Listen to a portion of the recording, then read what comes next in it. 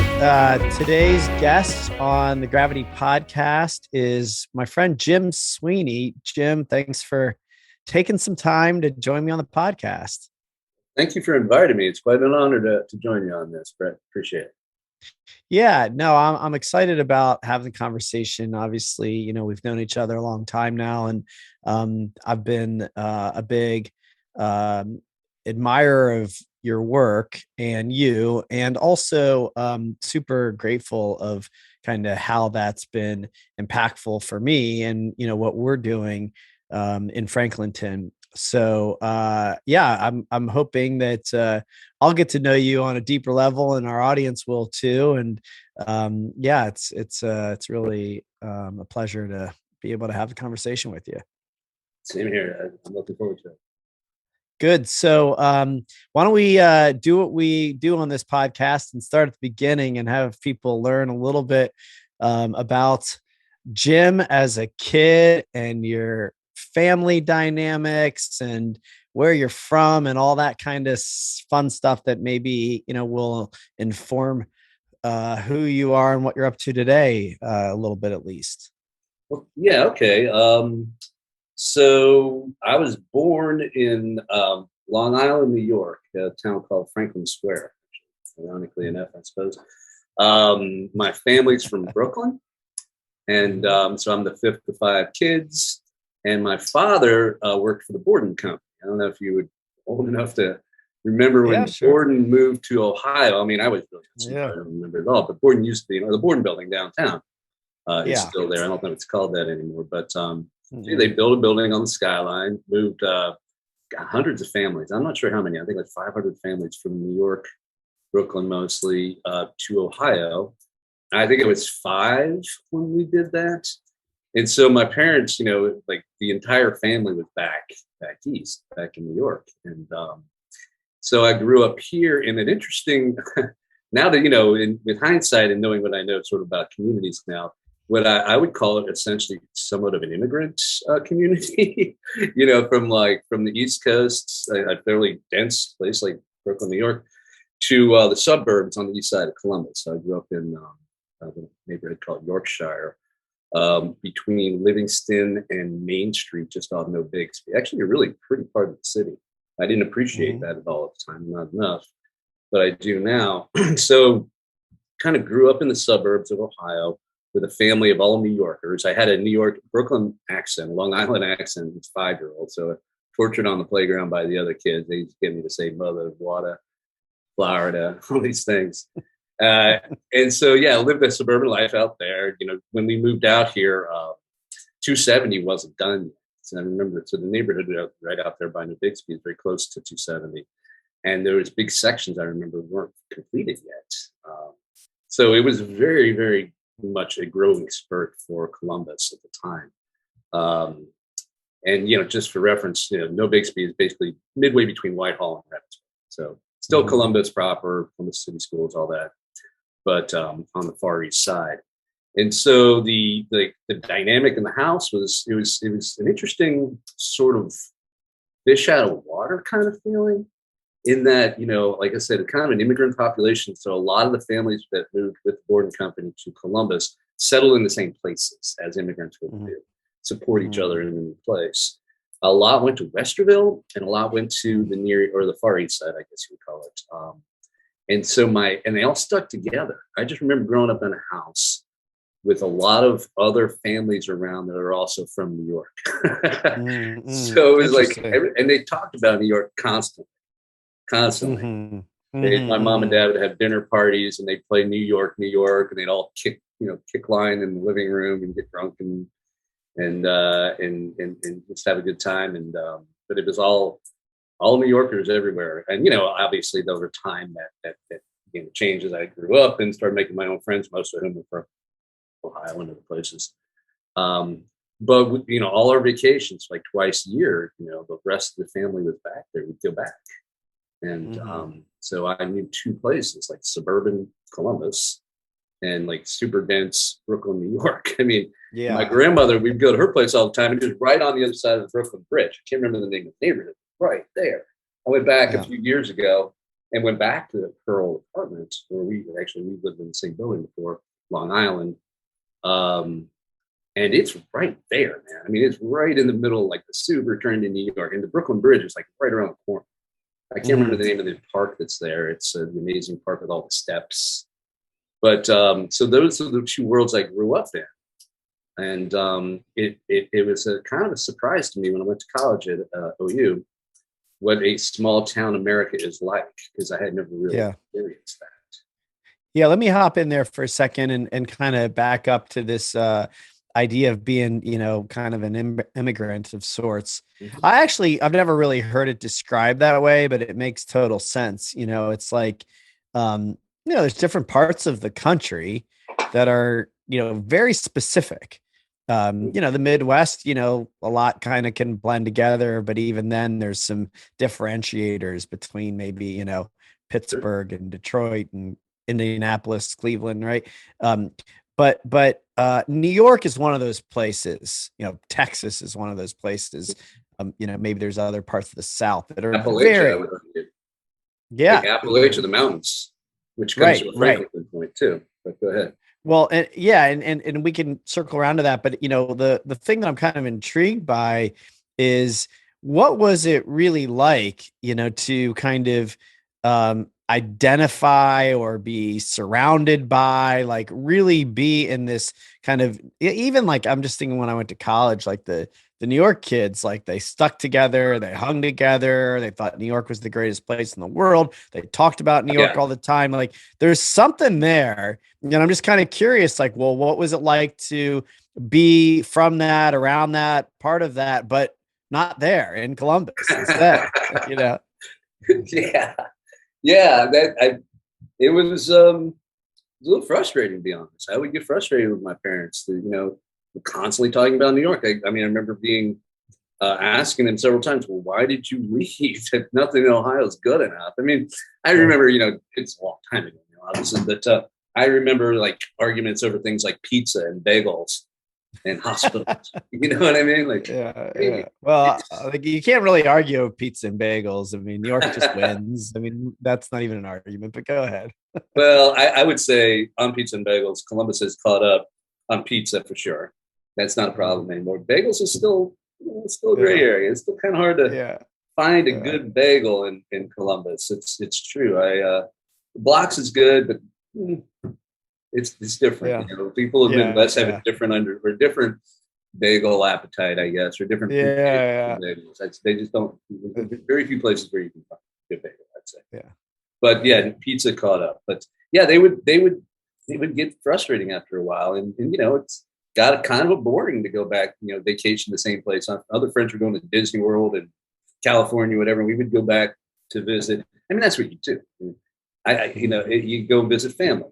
And my mom had 5 kids. My dad traveled a lot for work, and my mom raised. Well, I wasn't there in the Brooklyn part yet, but basically raised 4 kids in a 3-story walk-up in Brooklyn. So she needed her extended family. She needed her family, her mom, my grandmother, and her uncle, and all the cousins in there. We don't actually have a very big family. It's kind of weird part. Being Irish Catholic from that neighborhood, you would think we'd have a big family. You kind of don't. So there was the grandmother and my nanny, we called her, and then Uncle Charlie would take care of us. And then to move the whole thing away from them was hard on everybody, certainly. And so we would constantly go back, see Nanny, Uncle Charlie, and my father's family. They lived in Queens and into New Jersey, and there was just this back and forth all the time. So it kind of, like I said, it kind of put me in a weird space, I think, when I got to, when I became an adult and realized there's more to the world than super dense Brooklyn and super suburban Columbus. Well, tell me more about kind of, what you were into, in grade school or high school, kind of like what kind of a person were you? What kind of a kid were you? What kind of, I don't know, trouble did you get into? Tell me a little bit more about Jim at that age. I got into a lot of trouble, actually. Pretty lucky I've got through some of it, actually.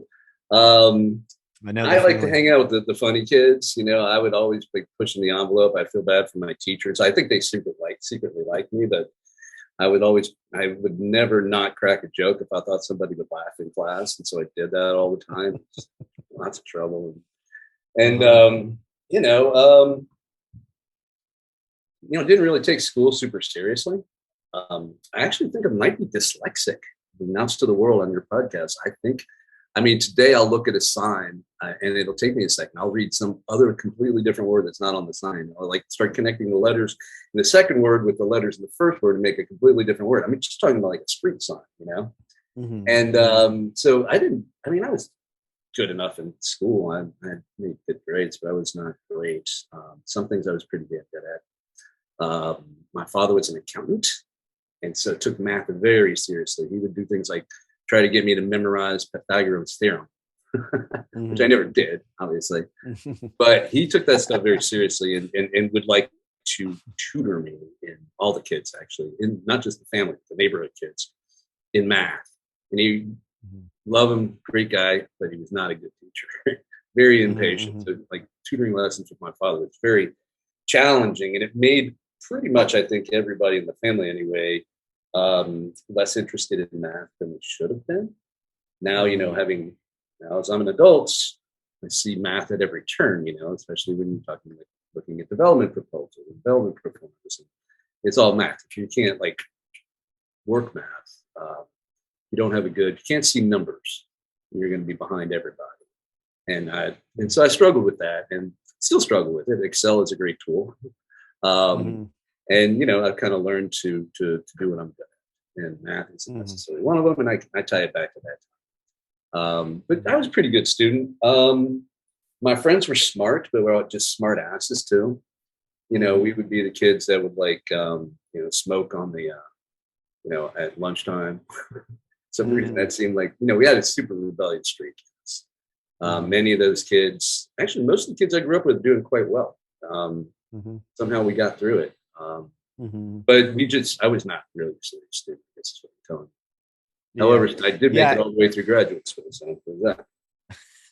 Yeah. Well, there's, I don't know, maybe different times where learning is, more appealing than others, and I was never a very good student either, and didn't feel very connected to academics,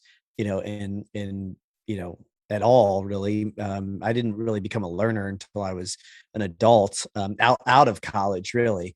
And so I get that. And I'm also kind of just, curious about just like, the rebellious crew and the pit smoking or, whatever, kind of,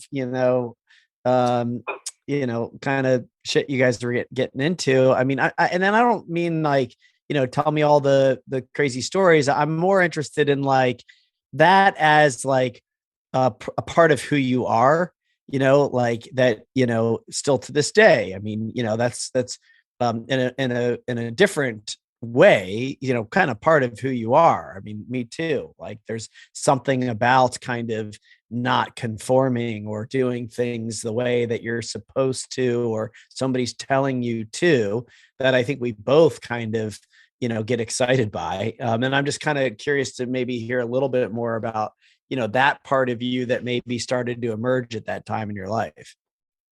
Yeah, that's a good way to put it. Yeah, and I think I did get more serious and curious as I got older, and remain so. But yeah, I feel like my personality, I've never really been a joiner of things. I always felt like better on the outside and doing things the way I wanted to do them. I mean, I played sports as a kid and I liked it. I wasn't particularly good at it. Some things I was good at, but I liked playing on teams and competition and stuff. That was enjoyable. But like other things, so I grew up Catholic, right? So I went to a Catholic school, Holy Spirit on the east side, and then Bishop partly after that. And like early on, I remember, my friends were doing things like volunteering as crossing guards, or altar boys. And I was the only one that would just kind of didn't want to do that. I found that stuff to be kind of lame. I mean, I always felt like I was a little older than I am. Because 55 kids, and I came pretty late after my older sister Jennifer, a couple of years older than me. It's funny, I just got a text from that. And so I kind of grew up a little fast, I think. And so I didn't really want to join up with what I thought would be silly kid stuff. You know, growing up, the big TV show for people my age was like Dukes of Hazzard and things like that. And I always felt that was kind of, I guess, sophomoric, stupid. I watched All in the Family. You know what I mean? I kind of like adopted the, I hate to say maturity level. I tried to adopt maturity level of my old siblings. And so, you know, when like people in my class wanted me to be an altar boy, I thought that was stupid. You know, join the safety patrol, that seems stupid. And it just kind of goes forward from there. I just, like I said, like you, it sounds, you know, just never really felt like I wanted to be constrained by any kind of group. Just didn't feel like, I guess. That continues to this day. I mean, I haven't had a real job since I left FDA in 2016, and I'm somehow surviving and thriving in some ways. Now, I'm not sure I could ever go back to like a real 9-to-5 job. It'd have to be something really interesting, really attractive. Yeah, that makes sense. Tell me just kind of, one more question on this kind of part, like, what were you into? Like, I get the academics were, fine, but not really your thing. And that there's this kind of, non-conforming, rebellious kind of free thinking way of being. Were there any kind of hobbies or passions or interests or jobs that started to kind of catch your attention at that age? We would build things, like literally build things. First, it was bicycles. Then it was like tree forts, and then it was forts, like big. I grew up, like I said, off of No Bixby Road. I don't know if you know that area at all, but it's right on. I do. My grandparents used to live on No Bixby. Yeah. Oh, no kid. Okay. Yeah. Well, yeah. So, the Big Walnut Creek flows right adjacent to No Bixby, and there's a major floodplain area down there. And so the Yorkshire swimming pool used to be down there. I don't know if it's been gone for several years. Unfortunately, it was great. But there's a lot of like wooded area back there, and we would go and just play in that wooded area. And it could have been the forest. It could have been like miles deep to us. We had no idea. I mean, it was huge to us. And we would go back there. As I got older, we'd play all kinds of games. And I we played sports and all that stuff. But, after we got a little older, we started stealing wood, lumber, and building stuff. We didn't know we were stealing it. We found it in people's yards. So we would build like a fort. I remember we dug down in the floodplain posts and built about like a 2-decker wooden structure, and we would hang out in there and have Playboys in there, and every now and then we'd get beer or weed and go in there and drink beer and smoke weed. And it was just like, I grew up a little fast. And so partying was part of it, growing up. Actually, I kind of stopped doing that when I got to college. Most people like discover like weed, never drugs. We didn't do drugs. We were afraid of that. But we smoked a lot of pot back in the day. And by the time I got to college, I wasn't really interested in that anymore. And everybody else just started, still not really interested in that. But that's kind of, we did a lot of that. But mostly we would build stuff. And then, the police would make us tear it down. Cops. That was my first trip in a police car. Was actually some property owner who owned all the wood that we thought we found on their property. We didn't understand what that property. So No Bixby has that big drop off down in the floodplain, right? You might remember that. I don't know what side of the street they're on. But when people own, now I get it. They own property all the way back, probably to the creek, I suppose. Yeah. And they would pile all this lumber back there. To us, it looked abandoned. So we took it all and built stuff with it. And the owner caught us and called the police, and I took a ride in the police car, and I still didn't really understand what the hell was going on. We were getting yelled at and threatened with arrest. I thought we just found a bunch of wood dude abandoned in the woods. Yeah, so cool. And you go off to college. You say Athens? You went to OU? Yeah. Yep. So how was that? Tell me, what that was like, because now you're getting this kind of a whole nother sense of community and being in college and being in Athens. Yeah, it was one of those things. Do you ever have like the waking dream where you're dreaming and you can like enjoy it? I remember thinking about that when I was at OU, even like freshman year. I'm like, I have to like appreciate this because this is so great. And I got to savor every, and I did. I savored every minute I was there. Sometimes I'll get together with my friends that I went to school with, even people I didn't go to school with, but also went to OU in Athens. And, somebody will we'll start, talking about how great it was to be there, with just how it felt to be there at that time.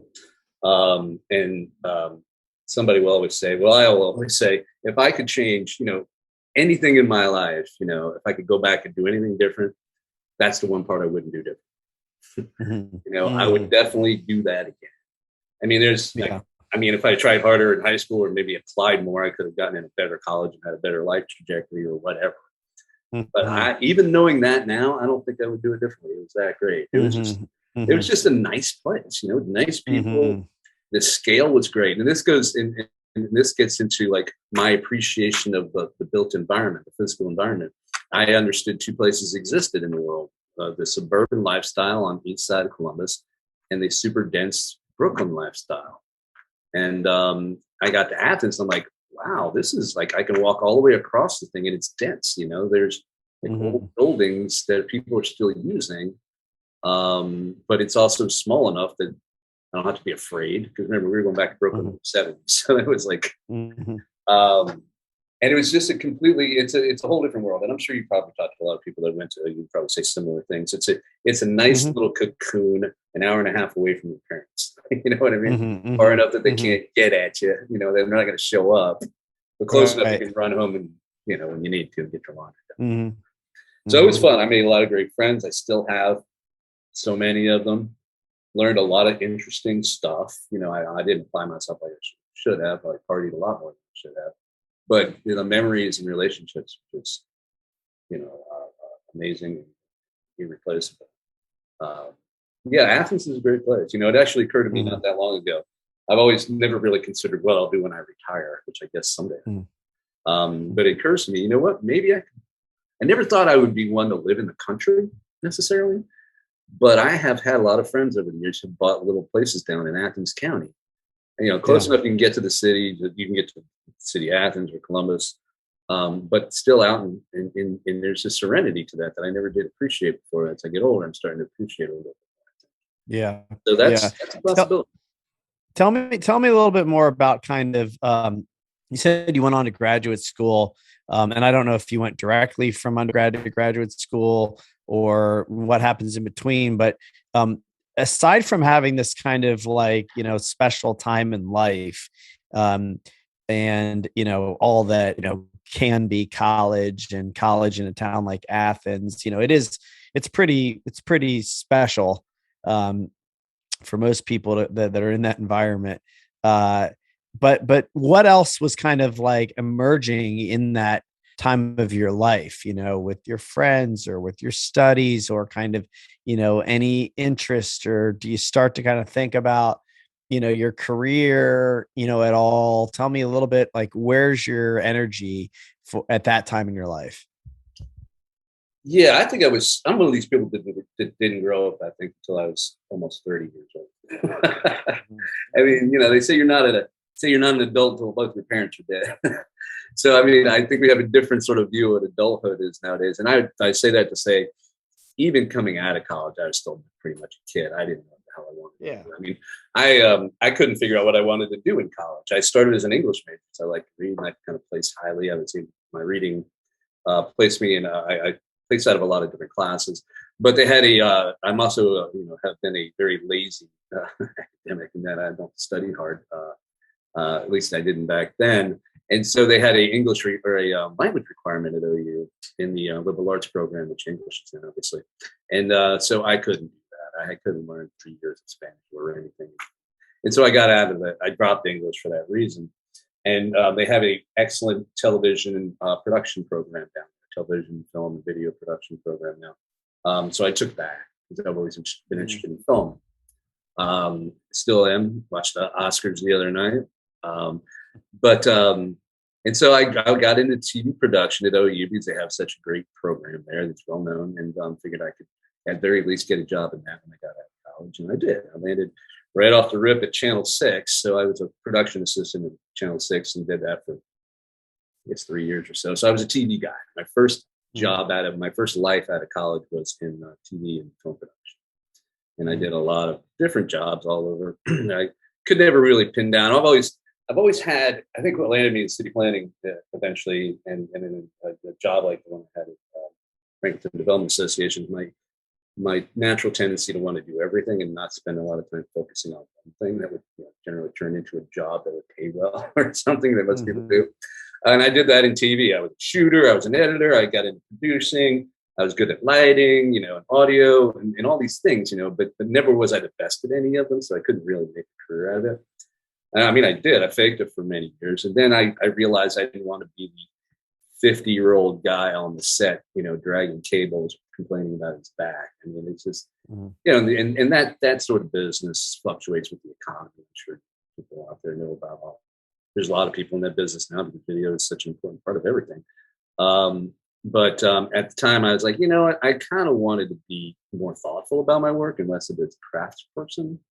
I wouldn't call, video production where all the work is kind of art. I would call it craft. And I didn't really want to be a craftsperson. I wanted to think. I wanted to make my living with what I thought. My dad taught me one thing years ago. You might like this. I forget exactly how he put it. He said, "Don't let them pay you for what you do. Don't even let them pay you for what you know. Let them pay you for what you think." So your opinions and ideas are the way to make it in this world, if you can get to that point. So that was in the back of my mind, and I was wanted to pivot. I always intended to go to grad school. I assumed that undergrad back then, and maybe some more now, I don't know, was kind of like a high school degree. And then to have to act an advanced degree, you should probably go back and get another one. I don't know. That my sister probably put that in my head. But so it had always been in the back of my mind that someday I would go back to school and take it seriously. Pick something when the time was right, when I felt like I knew what I actually wanted to do when I was more of an adult, and then take that very seriously, which is what I did. I did TV for 4 or 5 years. And so at age 27 or 28, I signed up for, I was the old guy then. I'm always the old guy. I'm always behind everybody. But so I went to grad school at Ohio State for city planning, master's degree in city planning. And they had a great program. And it had a great deal where we got tuition, we got to get our tuition waived if we got a job, and they got you the job and you got paid to do it.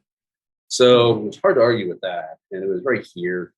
What was it about the city planning that, kind of really got you to want to be serious about that? Well, it's funny. I was kind of getting to this a little earlier when my awareness of the world consisted of two kinds of environments, suburbs and dense, New York City. Because one of my last jobs before I quit the TV business, kind of officially, I guess I still do it, but was driving around. It was funny. I had a job. I've had a lot of funny jobs. I was an ice cream truck repo man for a while. That's a whole different thing. But this last job that I'm going to tell you about is I was I was doing video production for a small company that owned the rights to cable systems. This was the late 90s, the mid 90s. And the small cities, I don't know how it works now, but the big cities all had Time Warner or whatever.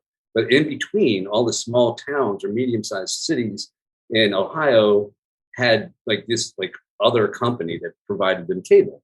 Anyway, so my company specialized or owned that company. We were that company, and we would actually do the production of the local TV spots. So I would go around on a trip to Northwest Ohio to small towns and shoot in a day, usually 3 or 4 30-second TV commercials.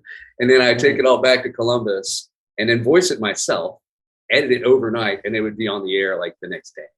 And so that's kind of like a run and gun kind of thing. But what it did to me was it exposed me to a lot of different environments that I hadn't really known existed. Maybe I didn't pay attention before.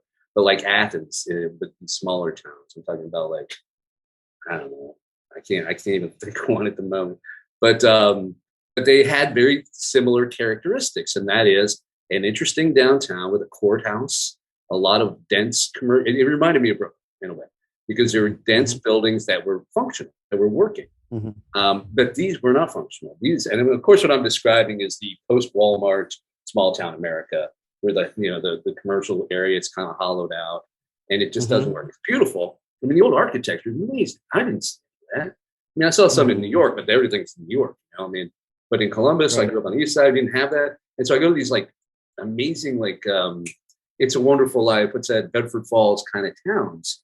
All that shit's Mhm. still there and it still looks great, but it's fucking empty. You know what I mean? There's nothing Yeah. there. Right. And it made me scratch my head. And I saw it over and over and over. And that really got me thinking, which, got me super interested in migration patterns, development patterns, economic activity in center cities, and why wasn't this shit working? It was gorgeous. The parks, everything was great, Mhm. but it wasn't working. So that took me down there. That experience of driving around Northwest Ohio, Eastern Indiana, seeing these things is what got me on this path to turning, doing a 180 from TV production into cinema. Mhm. Mm. Yeah. Okay. So yeah. So I also was a city planning major at Ohio State. Ah, I I don't know that. Yeah, I started off. I went to Arizona for 2.5 years, and I was in what was called regional development there. Back I was in school in the '90s, and we actually there was no real estate program at Ohio State when I was there, and it wasn't a major at least. And everybody kind of called things different. I don't know how it is today. I think it's probably like all real estate, or I don't know if there's even a city planning major anymore, but There is. it my actually degree fell city planning for me at the time fell in the geography department. Yeah. Oh, that makes um sense. uh, but anyway, I have a little taste of that experience, and I'm just curious, like, how your studies did start to kind of shape you. I mean, you found something you were passionate about and you were learning. Tell me a little bit about kind of how that then kind of shapes you to go forward. Well, the class I liked a lot. And somehow I was able to, this is kind of embarrassing, I guess. I was able to take it twice. Got credit for it both times, I think. That was Jack Nasser's class. Jack, what is it called? Psychology of Space. So I've always had an interest in psychology as well, and sociology, and sort of how people function and what makes people decide what they want to do. So this class was about wayfinding, basically, how we Mm, decide where to go, which is, mhm, it took me straight, into sort of like it's the thing that has been on my mind the most when I think about Franklinton. It always has. mhm, In wayfinding, there's what, 5 different characteristics of wayfinding. I think there's paths, right? Like the old cow path, or Broad Street's path. There's nodes. We've got a few things that are similar to each other that attract and create their own identity. There's districts, which is kind of like nodes. I can't remember the difference exactly. But edges are another important one. And this is where it comes to Franklinton. My interest in this neighborhood, when I really took a look at it, is about the edges that make it up and mhm, what happens to a person when they cross an edge psychologically and what decisions they make as a result. Um, like if you like, and it's an evolving place now, and I know you know a lot about what I'm talking about. But it's an evolving situation. If you consider 5 years ago, before gravity, before a lot of stuff, 6 years, 10 years ago, if you're at Broad and High, right, center of downtown Columbus, center of Ohio, and you're going to travel to Tommy's Diner, have a delicious breakfast at Tommy's. You travel down Broad Street, one straight shot, boom, downhill even. How many edges you cross from A to B? You cross, well, first of all, you're leaving downtown, you cross a freeway, one, boom, major edge, obviously. You cross through what, until very recently, was a pretty vast, desolate space behind Coastside there. And then you cross under 2 elevated railroad tracks. So there's at least 2 edges there. Then you cross through East Franklinton, and then say everything east of 315, which felt pretty desolate 10 years ago. It doesn't feel so much now, obviously, thanks to you and others. But then you cross 315. You're still not to Tommy's yet. And you still have one more, what I consider to be edge to cross, and that is the area until recently dominated by Mount Carmel West Hospital, like basically a block and a half of institutional uses. And then you arrive at Thomas. What if you cross like 5 edges along the way? In your mind, a person's, I can't remember what exactly happens, but there's literature and there's theory on this. What happens to a person, but sort of how does it affect their decision every time they cross an edge? The other side of the tracks kind of thing. You've crossed the equivalent of 5 railroad tracks before you've gotten to Thomas, which is what, a mile and a half from Broad and High.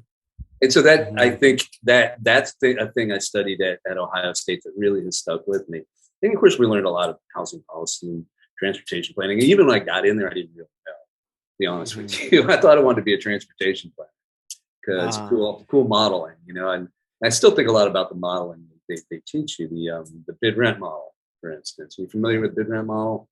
Basically says, yeah. yeah, so you got for the audience, you have a central business district is the center of your city, and the presumption is all the rents are highest at the central business district, and as it goes out, the rents get lower, but transportation cost goes up, so there's a curve there. And that's, you look at, again, perfectly applicable to Franklinton. People are like, we want the rents to be super low all the time. And I get that. And you work on that for sure. But you need to understand, bid rent model says you're right next to downtown. Broad High is right there. And so there's a lot of, I think, really interesting concepts that I've learned in grad school and city planning that have been circling around my mind for years. And I was fortunate enough to eventually land a job here in Franklinton where I got to actually, use that information and try to do things with it. Yeah, you really did. And I want to talk about Franklinton with you and that job and, kind of what you did. But it's pretty unique actually when I think about it, as I'm just kind of sitting here listening to you tell the story and thinking about, my own academics. I actually started out an architecture major and, then got to the part of architecture where I realized I was going to be responsible for buildings standing up forever and not getting, sued, like Good point. physics. And I was like, ooh, Yeah. physics, what happened to design and history. But anyway, what I think about is like a lot of people that kind of go into that academic path, especially like at the master's level, the opportunities from there, there's a lot of opportunities, but not often, or maybe they're just kind of, few and far between. Do you get a chance to actually really design and build and plan a neighborhood, and one that's like not in the middle of nowhere, Yeah, like I know. I think it's funny because with floodplain and all the history and the issues of Franklinton, but like and even honestly, still to this day, I'll have people say to me like, really over there, I mean, are people really going to go? I mean, what's really happening over there? And, Mhm. and it's a little less today because there's a lot happening, and it's starting to become pretty obvious if it's not already.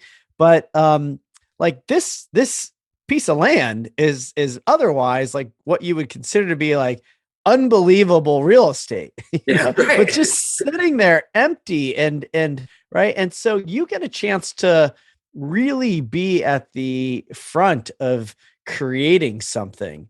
It's pretty cool. Yeah, And that's what you do. So, maybe talk a little bit about it.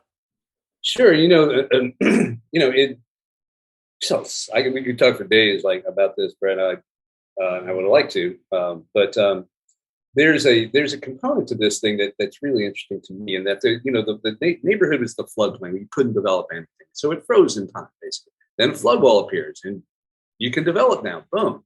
Now, not like that didn't happen exactly, but into that period, um, you know, during that frozen period, if you will, and it wasn't just the flooding, it's also the perception of the neighborhood as the bottoms and a terrifying place and the poverty. And it's like the general West Side or the near West Side people don't want. So that froze it in a way too. But you know what? The cool thing about being frozen for so long is we got to be able to witness what was going on in other places. We got to learn from other developments occurring in other neighborhoods. What's a good idea and what's not a good idea?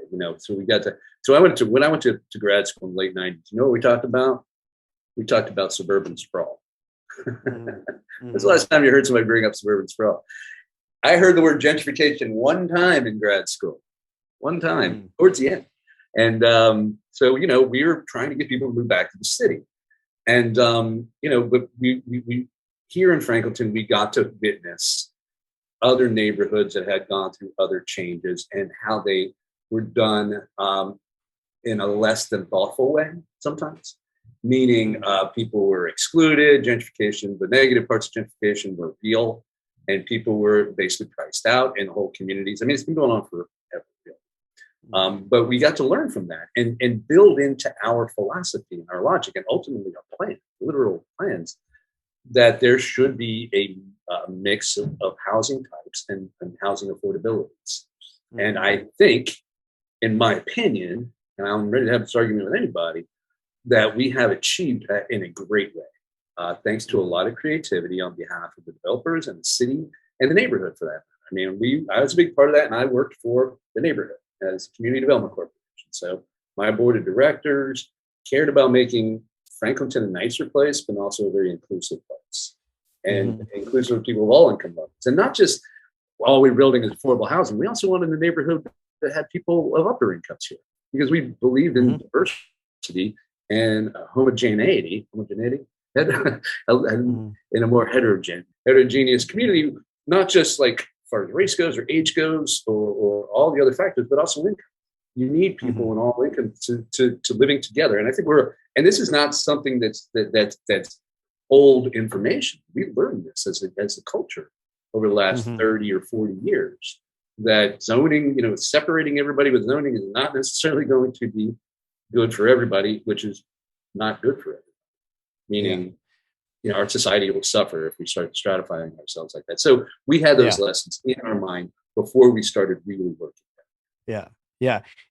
Oh God, couldn't agree more. And I think there's always going to be criticism, and there's rightly so always a concern about affordability and gentrification. And, I think thinking about things holistically, I personally, love, and this kind of is also a little bit of my preference in design, but I like things that are eclectic. I like things that have a little bit of everything. I think we can all coexist and live together and learn from each other and support each other, and it's important that it's not all one thing. But let's go back a little bit, because I've kind of heard Coleman talk about this, and I've heard stories, and you and I have talked about it. When at the beginning, there's a vision, and the vision includes, this not just kind of affordability and, something for everybody, but it includes art and creativity and, a number of other things. And I know there was a meeting maybe, or a pitch, where, you kind of get to the mayor's office, and I'd love to just kind of hear, why that vision, where that vision comes from, who is a part of creating that vision. Because, by the time I get to Franklinton, that vision, it was still very early, it wasn't buildings everywhere, but some of the people were there, and some of the things were there. And so it was clear, oh, this is interesting. For me, it was I've said publicly, it was like walking into my high school art room, and the energy of it was just oh yeah, this is where I want to be. These are the people I want to be with. And so talk to me about the beginning of all of that. So I do a tour of Franklinton, by the way, for the Columbus Food Adventure. I know you do. Yeah, that's right. My friends Andy and Bethia on the Columbus Food Adventure and asked me to do. So I'll tell you what I tell people on the tour. I'll make it way more brief than I did. The tour lasts 3.5 hours, and I won't take that much time. So I talk about the first when I was super green and didn't really know Franklinton. My great board of directors, I said many of the names. I call them the Mount Rushmore of Franklinton. Carol Stewart, Helen Evans, Pauline Edwards, Bruce Warner, Larry Dendurin, somebody else. But this was my board of directors, and people from the neighborhood, and we had very serious strategic planning sessions early on. And, we decided we wanted to do a couple things. We wanted to create better housing options for those who live in the neighborhood, because people generally stay in the same neighborhood. Frankly, the housing is in terrible shape and functionally obsolete. It's so old. Lead, asbestos, oftentimes mold, many underwater twice, tinder boxes. Just needed everything, and nobody would do it because the economy down here is so bad, real estate values are so low. We focus on that. We'll build where we can. We'll get grants. We'll improve the houses. We'll build new houses and create our own comps. We'll narrow the gap between development cost and the values. And it's purposely, and I always point this out in the tour, purposely we did that. We pushed the property values up on purpose because a house that is worthless is going to fall down around your ears, and there's no equity to pull out to fix the roof of the front porch. But then Larry got up and said something I thought was really impressive, and said, but we need higher income people to move to this neighborhood. Another thing that would be called gentrification today. He said, we need diversity of our income. If we were going to get a grocery store or a coffee shop or any apparel, anything that a normal neighborhood service you would want to be able to walk to get, other than the corner stores, which were horribly run, we need higher income people. We need other people to want to live here. And so then it became, obviously you go down that whole affordable housing track. We did. We were successful eventually. But then the other side is, how do you get upper income people who have, or just regular income people, to choose to move to the neighborhood of last resort, to the bottoms, the worst reputation in the world? Well, you change the reputation. You rebrand it. You begin you basically been describing it as a nice place, which it is in many ways. And it had challenges, especially back then. We had Riverside Bradley, which was a big problem, which was the public housing project here in the neighborhood that was kind of the end of the line of the local public housing system, which is another big discussion in the tour. And I'm happy to go back to that if you want. But so we decided, we want to change the brand. We did a lot of goofy, cool things. I think we did a tour of homes in Franklinton, and we included on there like houses that we had recently gutted that we were going to start rehabbing. So people got to see that. And it was like, it was a cagey thing. United Way paid for the buses, and we bring people down. A couple buses, loads of people, and see the houses in the bottoms. And people thought that was crazy. We had a restaurant week. The Board of Trade did a restaurant week, even though we only had 4 restaurants. We couldn't even do a whole week, but we did it anyway. One of my favorite quotes in any press we got back in the day was something like, without apology or explanation, Franklinton now has a restaurant week. That's chutzpah, man. That's just like going out and guerrilla marketing, So we did a lot of that. And, the art idea that came along from Chris Sherman. Chris has a lot of really good art pedigree. You wouldn't know it. It's a rough exterior, but if you talk to Chris about it, you'll find he knows a lot about art, cares a lot about it. And I'm not sure where near what came first, the Franklinton Arts District discussions or Lance showing up. Now, Lance is a major part of that too. Lance, I this, Brett, but I'll say for the audience that, I met Lance kind of on my second week on the job. So 2002, I get a call from the city. And in my tour, I say it like this. I don't remember exactly how it went. But get down here. There's a crazy guy from LA trying to buy half the neighborhood. Or half your neighborhood, what they said. And Lance is not a crazy guy, of course. He is from LA. But and so I went down and talked to Lance. And Lance, I learned a lot from Lance. I think you might have learned a thing or two from Lance. I'm certain hopefully he's learned some stuff from you too. And he said, artists love old buildings. If you can make them safe, that is to say, a working sprinkler system, then they will come and they will use the space. And this is the key. If you don't spend too much money, you can keep it within their price range. Meaning, if you put on a new roof, you might have to raise the rent, and then they can't afford it. And so I learned a lot of stuff from Lance in that way. So Lance wanted to do art stuff somewhere in there. I connected Lance to Sherm, and they hit it off. And pretty soon Lance had Sherm in the building making art spaces, and they just filled up. Lance told Sherm, and you can ask Chris this. I don't want to get at it. I don't think I was there for this, but I think he said, build 10, and when they're full, get a waiting list of 10 more, then build 10 more, and they just keep doing it that way. And then that way they filled up 400 West Rich. And with other stuff. But so, I got to give Lance credit for art. And then it clicked in our mind. We're like, well, if Lance will allow us to use buildings, we can do all kinds of stuff. And then Sherm and I and a whole handful of people, started Franklinton Arts District. Then we just start talking about it like it's an arts district. Apparently, I make this joke all the time, like, you can conjure any nonprofit, just say all of a sudden you're a nonprofit, and then eventually you do the paperwork. But we said we were a nonprofit before we did any paperwork. People were treating us as such. And putting us in Columbus Underground was really coming up at the time. The internet, right? The internet was starting to catch on everywhere. And so we used that. And that in that way, my secret mission, wasn't a secret, but my mission was to do my job as the CDC director and begin changing the brand of Franklinton. And my sort of logic was to do it in a way that would create not only an exciting place that people would want to go to and invest in, but we could build it in such a way that it could be more permanent than other arts communities were able to be. Meaning the trajectory of, like, you know how it goes, short and order, people buy in, it changes its character. So I was hoping that we could find a way to short circuit that process, and that's what got me in front of the mayor, and got it right away. And people have been getting it ever since.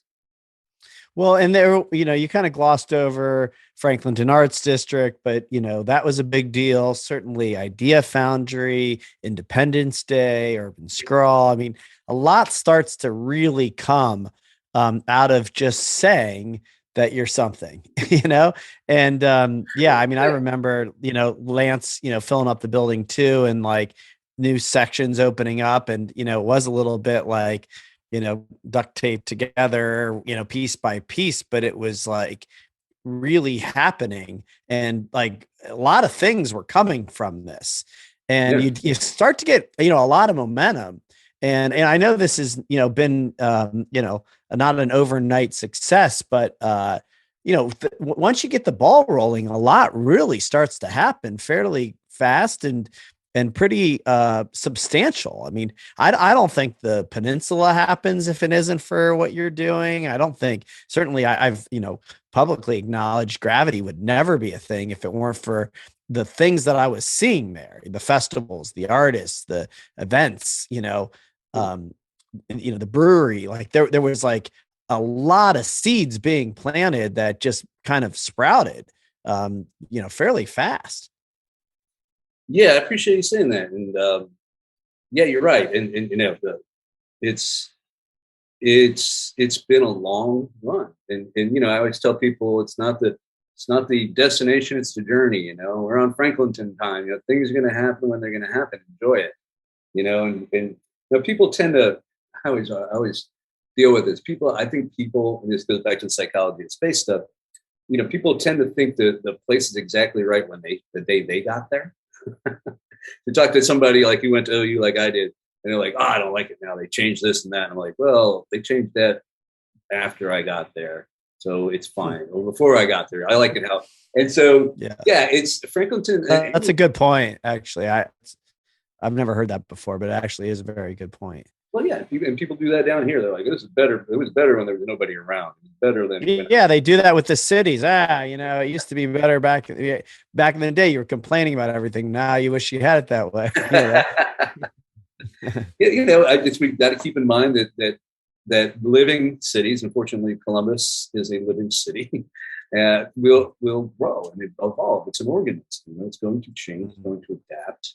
Hopefully, it won't change and adapt so quickly that it's inhumane or destructive. But I think, it's for Franklinton's case, when I got here, it was, Buyer Chevrolet had 20 acres with a 8-foot high barbed wire, razor wire fence around, right in the middle of the neighborhood,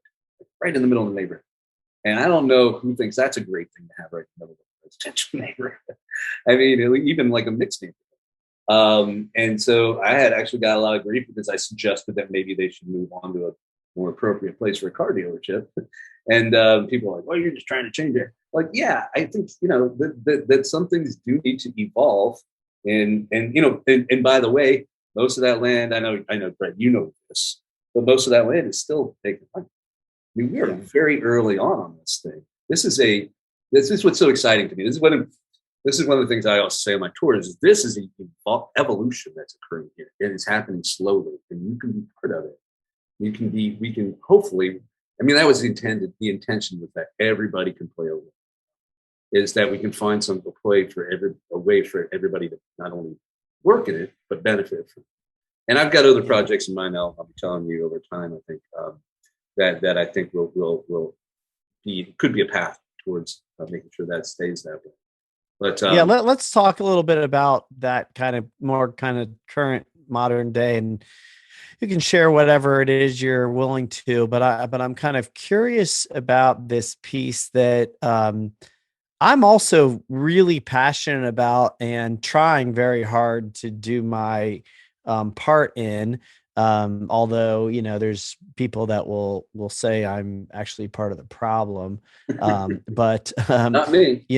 Yeah, I know, and thank you for that. But I also am really passionate about this not becoming the next short north, or becoming something where artists and creatives and really affordability, but just kind of diversity of thought, a diversity of interest, diversity in every way, quality. I mean, I have a strong passion for the neighborhood of Franklinton becoming something that's kind of all that we would want, to have in a neighborhood, and have it stay that way, and have it really a model for what is possible. And that, it doesn't have to be full gentrification and full, market rate and whatever, right? Brick architecture or whatever, right? So I share that passion, trying hard to do my part. And yet it's hard. And probably going to get harder as, landowners see values and incentives go away, and, whatever else happens. Um, you know, Talk to me a little bit about what you're up to, and or kind of how you think things are going now, and what the future, looks like, opportunities, challenges, et cetera, for Franklinton. I'll get back to what I'm up to in a minute. I'll talk about how I think things are going. I'm actually very optimistic and pleased, really, and proud to have been part of this.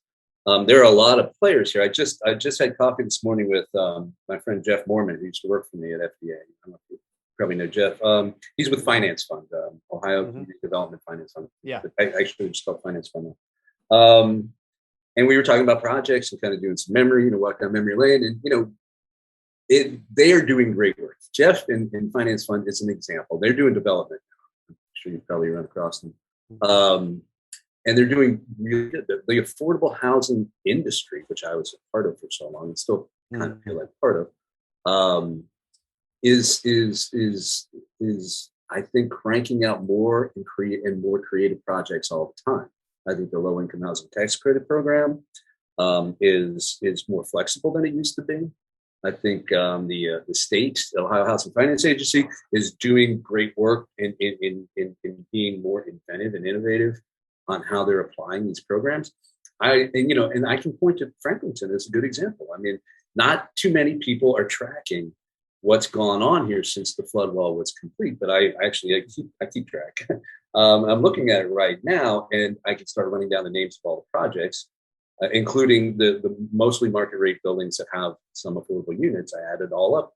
And, things I've worked on, things I didn't touch, that other people have done, things are done by CMHA, Columbus Housing Network, NRP, other people have done stuff. And all in all, my total right now, and this is not including the things that are being built now or planned or being proposed now, is a unit total of something like 1,000 units. And that's not even beds. I calculate beds at like 2,100 bedrooms. And that's a neighborhood, consider this, a neighborhood of housing stock when I got here of about 4,000 units. All right. And so what are we looking at? 27% of the neighborhood is already subsidized affordable. That's pretty amazing. That's kind of a lot. If you think about it, that's good. I'm not saying stop by any means, because certainly more than 20% of the neighborhood is below the poverty line or needs, better housing options. That's a pretty damn good start. Add in the projects that are being built right now. I know you've seen them around, and they're great. Yeah. So I'm pretty pleased that the seriousness with which and the focus that the local affordable housing and statewide affordable housing industry has put on making Franklinton more diverse for housing options, and there are more coming. So that really makes me happy. As far as what I'm doing now, one of the things that came out of the Mayor Coleman's meeting, involvement in Franklinton, is leadership in Franklinton was a new plan. East Franklinton Creative Community Plan, which, by the way, won the best economic development plan at the American Planning Association and the Urban Land Institute. I don't think many people know that. They took both like best actor and best picture or whatever, best director. That's awesome. Yeah, in the same year. It was, and people around here apparently are not watching that because I don't remember anybody talking about it, but that happened. Right. It's a good plan. It's old now. It's 10 years old. but it holds up anyway. So part of the plan was to split and it was just East Franklinton, not all of Franklinton. The plan was to do two, one each side of 315. And so this one was about the creative community and how this part of the neighborhood, which is different in character than the other side of the freeway, in that with all the old warehouses and the mass, vacant land. Actually got in trouble once for standing at the corner of like Mill and State saying, "Look, there's nothing here," and somebody interpreted that as, "Look, there's nobody living in Franklinton." Like, no, that's out of context. I mean, so East Franklinton has a lot of vacant land, a lot of opportunity to change it without displacing anybody. Nobody lives in an empty field, right? So you can do stuff there that's not going to displace the person.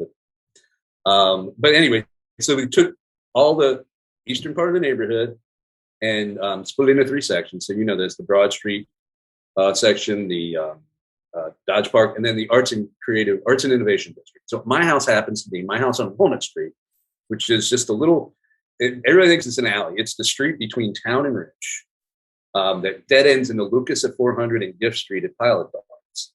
That's Walnut Street. It's a neat little narrow street with little houses on it. It's part of the Arts and Innovation District. So that allows, the plan recommends, and the plan was implemented and codified into the zoning code. So now it's permitted to change the use of those houses to a variety of things, including bars and restaurants. So my house on Walnut Street is now in the process. I actually have to send an application today to the East Franklinton Review Board to finish the process to be converted to a bar. And so my hope is that my neighbors, and I talked to my neighbors about it. I only have about a handful of neighbors because a lot of vacant houses. And the neighbors and the owners of the houses are in. They think that's a cool idea. Might as well. It's a way to save the old houses. Otherwise, they're likely to just be demoed for disassemble the land. And it's a bit of a museum. It's the last collection of the old schoolhouses that wasn't wiped out by the flood or the floods or the car dealership that came after that. So it's important relic for this city. It's one of the oldest streets in town. And so if we can find a way to save it in a way that doesn't cost the owners, their value, why not try it? So that's what I'm trying to do, is get my neighbors to follow suit on that. Yeah. I had mentioned the idea of seeds, and there's a guy named John Marsh. I don't know if you've come across him at all. He's the land planner in Alabama. And he talks a lot about kind of the seeds that, when you're building a neighborhood, a town, that you've got to really plant seeds. And I'm kind of growing more and more intrigued by this idea, and not just kind of concepts, but people being, seeds, mm-hmm. and really being quite powerful and usually quite underutilized or underappreciated or not seen or heard for any number of reasons. And I think, when I think about your home and Walnut Street and, what you've shared with me about your vision for it, it's not even like an opinion, as we both know, we've seen this happen in other cities and mm-hmm. Austin and other places. I've been making this pitch to, the powers that be in economic development. You look at Wynwood and you look at, crushed walls in Denver, and you look around the world at the role that art and street art plays in economic development. Right. What we used to do might not be the way forward, and that today seeds like street art, murals, artists in general, creatives, placemakers, makers, and music, and entertainment, fun. How big of a seed is just like a place to have fun? Don't people come here now from all over the state to go do their bachelor parties or whatever they're doing in the short north, right? Without an entertainment district, you're not going to attract people. And without a creative arts district, you're going to be missing out on people. And I just actually had Bruce Garfield on the podcast, and, without music, you're going to miss out. And so, Jim, I think that, I guess what I'm kind of driving at is one, and I don't know how much you've kind of publicly talked about Walnut Street. One, I think it's brilliant. and it's, we're gonna figure out how to make it happen, and I want to be a part of that, and I want other people to join in too, because I think it's really about kind of a communal effort on something like this. That it isn't just a little kind of like for-profit business. This is like a big deal, and the other reason why I know it's a big deal is because this is not your first rodeo. You've made big deals out of a lot of things, and you're humble, and you're not gonna say it, but like I just want to underscore, like, what you did with the Idea Foundry was a huge deal. What you did to start the art district, big deal. To have the festivals, to listen to Lance, to see the brilliance in Sherman. I mean, this is not small stuff.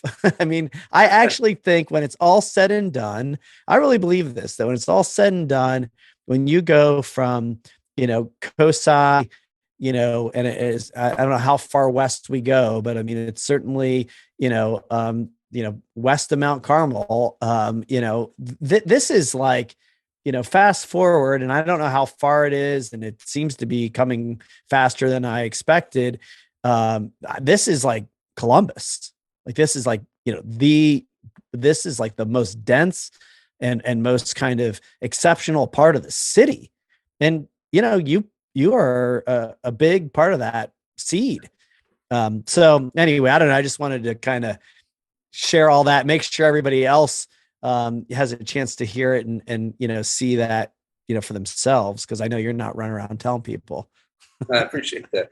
It's I appreciate the kind words, and yeah, it's like I said, it's an ongoing thing. At what point do you declare victory?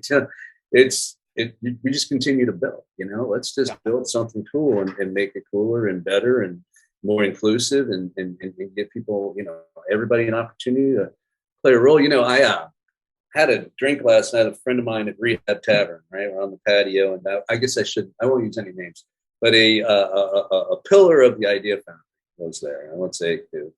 And then a pillar of 400 West Rich were there. And they were discussing a project, a woodworking project that was being commissioned or might be commissioned by one of the newer businesses in the area. And it was just it was exactly what, that moment of like, two creative people coming together, two of the anchors that we helped create here at the watering hole in between. It could have been a coffee shop, but it was evening, so it was a watering hole. And to build something new, something creative, something artful, artistic, that will live here in the neighborhood and be paid to do it. Important, that I think needs to be, and I'm preaching the choir, but we really need to be very, very cognizant, focused on making sure everybody is being paid for their intellectual property, their art, their creativity. Too often, I know this, too often musicians and artists are asked to contribute something for free for exposure. Yeah. Right? Yeah, I think we do this properly, Brett. We've got this engine here in Franklinton that we're building still, that can rectify a lot of wrongs in society, can be aware and not increase a lot of the wrongs in society, and part of that is making sure that the sort of the founders of this place, not the founders, but the first ones into the creative community are benefiting financially. That we all have an economic gain as well as a community and creative gain, and there are ways to do that, I think. And I think tourism's a big one. I want to talk to you a bit more about this later. That I do, like I said, I do the tour of Franklinton, and people love it, and I really love it. I don't think they're lying when they say this just blew my mind. I mean, this was not what I expected. They expect like a drink here and a sample of food there, but what I give them is a full-on like discussion we're having, like 3.5 hours, A to B, and they learn it, and they're just like, wow, this is something. And I think that there's something there. I think there's roots there. I think people would like to spend more time immersed in this environment, considering what we got here, just from the activity side, everything. Yeah. Well, I couldn't agree more with everything you're saying. I mean, I know you know that, and I'm happy to kind of dive in more. We get together and talk tourism and Walnut Street, and Yeah, I love this idea of, making sure people are getting paid too. In fact, in a number of things that we're working on, where we're bringing technology in to kind of, really, I think, solve some problems, like, for example, and we'll have to talk about this, like, we're going to do all these QR codes on all of the, pieces of art where people can come and Oh, scan and then listen to the artist talk about huh. what's happening. Like, Yeah. that could be, a part of the whole tour, Yeah. um, and then we're also going to, NFT everything so that, the artist doesn't just get paid once for their mural. Like, that is going to be an opportunity for them to be paid over and over again. Oh, that's a So cool. I never heard of that. yeah, That's great. there's a lot going on, and anyway, we'll catch up on it. But I think philosophically, you and I are both, in the same place where it's, like, cool, look how much has happened. And, it doesn't really matter if it gets all screwed up, and, we lose sight of what we're trying to do here. And really, kind of as I start to wrap up, what I'm kind of, struck by when I, think about your journey, which is really the whole point of this podcast, is to kind of like see how these dots connect. And I don't know if this is just me psychoanalyzing or not, but, like, it feels like to me there was always this kind of, part of you that, was a little bit, nonconformist, a little bit, rebellious, a little bit more maybe, curious, and also, the part about, New York and Ohio, and, just kind of experiencing different cities and different, kind of ways of being, and finding yourself in the work, and to ultimately leading you to, what I think is, like, just super important, which is, like, the saying, be the change, or be a part of the change you want to see in the world. I mean, you created the neighborhood that you literally live in and want to live in.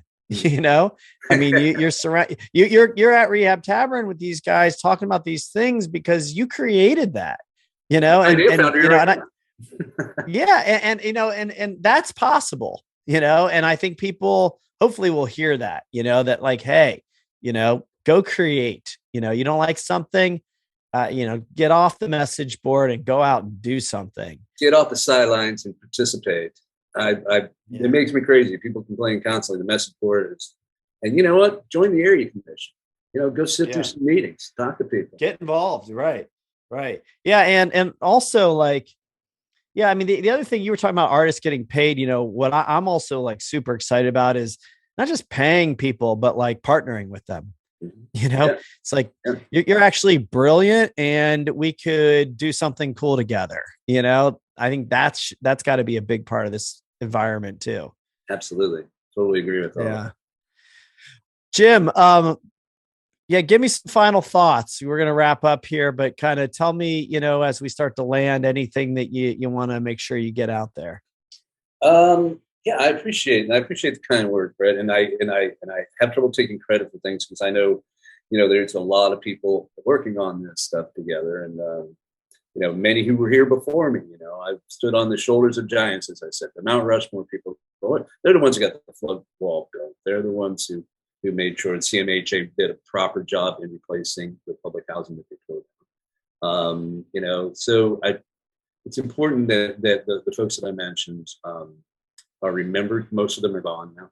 Many of them are gone now. Actually, we're doing something to watch for. So this is the 225th anniversary of Franklinton. I don't know if everybody knows about that. And we're doing a few things this year to commemorate that, to celebrate that. We recorded over the weekend, and on Friday we recorded our first video podcast. And so Trent Smith is the host, and he's got a couple different people. We're doing 4 different segments of just history, and then we're going to come back and do other things. So maybe you can appear on my podcast. Oh, I'd love to. I'd love to. I love that. That's great. But yeah, so I just tell everybody to watch for that. I put on my old video hat, put it back on, and now I'm editing this, like, what is an hour-long video. I guess this is too. But and so those we'll put out in the world. We'll figure out how to get them out in the world here in the next few weeks. So stay tuned for that. And I look forward to, going forward. I like I love, the design principles you're putting in place. I drove through Gravity 2 a couple hours ago, and it's amazing. It's really coming together. I can see the pieces, and you've been very good and kind about, allowing those of us in the neighborhood to be part of the discussion. I was at your first design charrette for Gravity, which I think you scrapped and started over again after. We did, yeah. We fired the architect and started all over.